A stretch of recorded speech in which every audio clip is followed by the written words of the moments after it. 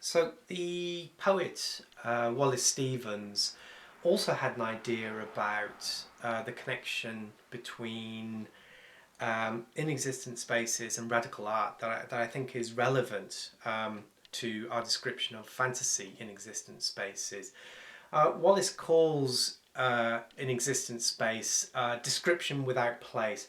Now, Stevens, of course, he's a modernist poet and he's a kind of doyen of high culture. But his idea, nevertheless, I think it has great relevance to populist and popular fantasy literature. So Wallace Stevens, he's talking about poetry. He's talking about the way that poetry can create truth, what Stevens calls real being, by decontextualization. So Stevens says, when because poetry is decontextualized, it's removed from reality, it's removed from the clutter of realistic representation, it's removed from the clutter of realistic experience, and therefore it's true, according to Stevens. Now, doesn't that sound like fantasy literature to you? I mean, something which creates truth through removal from realistic representation and realistic experience.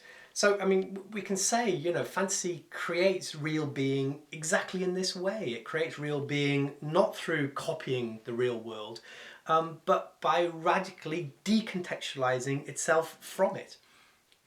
So, according to this idea, fantasy creates a real being that's more real than reality itself.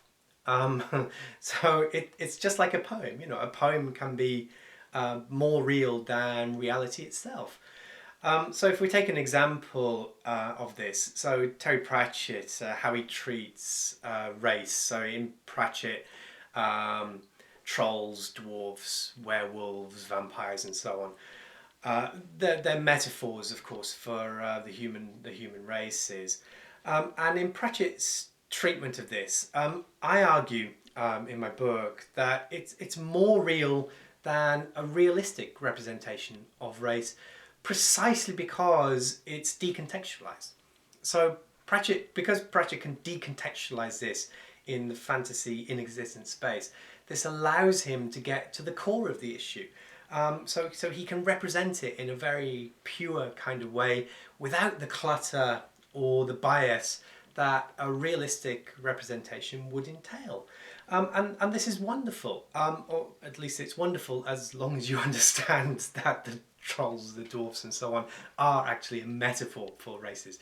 If you don't understand that, then this is somewhat lost, of course.